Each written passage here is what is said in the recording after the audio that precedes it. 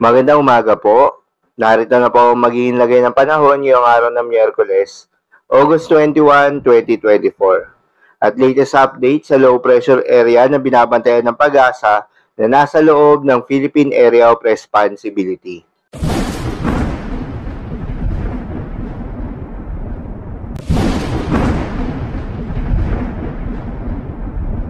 Sa kasalukuyan na tayo sa Pag-asa, mahinang southwest monsoon o hanging habagat pa rin ang patuloy na nakakaapekto sa may extreme northern Luzon.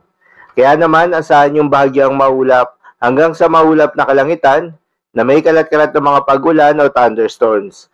Habang sa lalabing bahagi ng ating bansa ay asahan naman yung generally fair weather condition sa umaga hanggang sa tanghali. Ngunit pagsapit ng hapon o gabi ay asahan naman yung mataas na tsansa ng mga pag-ulan o thunderstorms.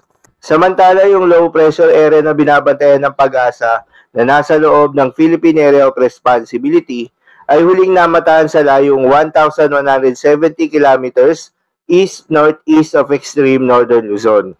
Nananatiling mababa yung tsansa nito na maging isang ganap na bagyo. Itong low pressure area ay malayo sa ating bansa, kaya naman walang inaasahan na direktang epekto ito sa anumang bahagi ng ating kapuluan. Ayon pa sa datos ng Pag-asa ay posibleng lumabas na ito ng Philippine Area of Responsibility in the next 24 hours. Para naman sa ating long-range forecast at pinapakita ng forecast model na ating ginagamit, bukod sa low pressure area na binabantayan ng Pag-asa, ay wala namang namamataan pa na bagyo na maaaring tumawid sa ating kalupaan sa susunod na 3 araw.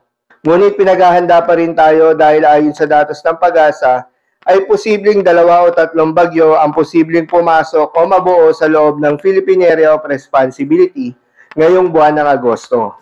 Para naman sa magiging lagay ng panahon ngayong araw ng Miyerkules, dahil pa rin sa epekto nitong mahinang southwest monsoon, asahan sa Batanes at Babuyan Islands ang bahagyang maulap hanggang sa maulap na kalangitan na may kalat-kalat na mga pag-ulan o thunderstorms. Posible ang mga pagbaha o pagguho ng lupa, dahil sa katamtaman hanggang sa kung minsan ay malakas na pag-ulan. Habang sa Metro Manila at nalalabing bahagi pa ng ating bansa, ay asahan rin yung bahagyang maulap hanggang sa maulap na kalangitan na may kalat-kalat na mga pag-ulan o thunderstorms. Dulot naman yan ng mga localized thunderstorms. Posible rin ang mga pagbaha o pagguho ng lupa during severe thunderstorms.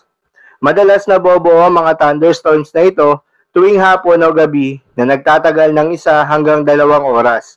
Kaya naman mag-ingat sa posibleng mga pagbaha o pagguho ng lupa during severe thunderstorms.